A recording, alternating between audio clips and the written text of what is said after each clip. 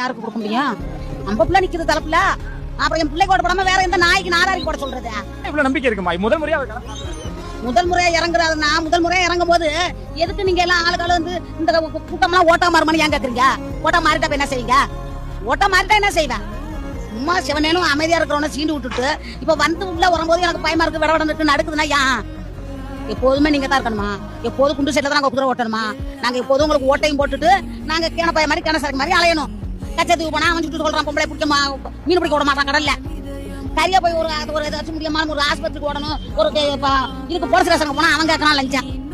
நாங்க கட்டல வரியில சம்பளமும் வாங்கிட்டு எங்களை லஞ்சம் கேட்கறானுங்க. வரும், வர முடியும், வந்தா மாற்றம் வரும். இனிமே எந்த அரசியலும் வேணாம். புதுசா எங்களை கண்டிப்பா அவன் எத்தனையோ கோடி சொன்னான், நான் படிச்சு இல்ல, அவன் எத்தனையோ கோடி ஒரு பணம் அடிச்சு சம்பாதிக்கலாம். அந்த பணம் வேணா, எனக்கு மக்கள் தான் வேணா, எதுக்கு வரான்? எங்களை வீட்டுல கிடக்குறீங்களா வெளிச்சத்துக்கு கொண்டுகிட்டு வரான்.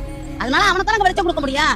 வரவனே வந்து அண்ணா நீனே வாங்கிட்டு போ, நீனே ஓட்டு போ, நீ 200 கொடுத்து ஓட்டு வாங்கிட்டு போ, நீ போய் மூட்டை முட்டையா சேர்த்து குடும்ப அரசியலுக்கு ஒரு பக்கமா வச்சுட்டு போ. அப்ப நாங்க ஓட்டு போட்டு நாங்க எப்போது உட்காந்துட்டே இருப்போமா? ஓட்டு போட்ட எங்களுக்கு உரிமை இல்லையா? அதே மாதிரி எங்க உரிமை, நாங்க யாருக்கு வேணாலும் போடுவோம். அதுக்கு போடக்கூடாது இதுக்கு போடக்கூடாதுன்னு சொல்லி யாருக்கும் சட்டம் கிடையாது தமிழ்நாட்டுல.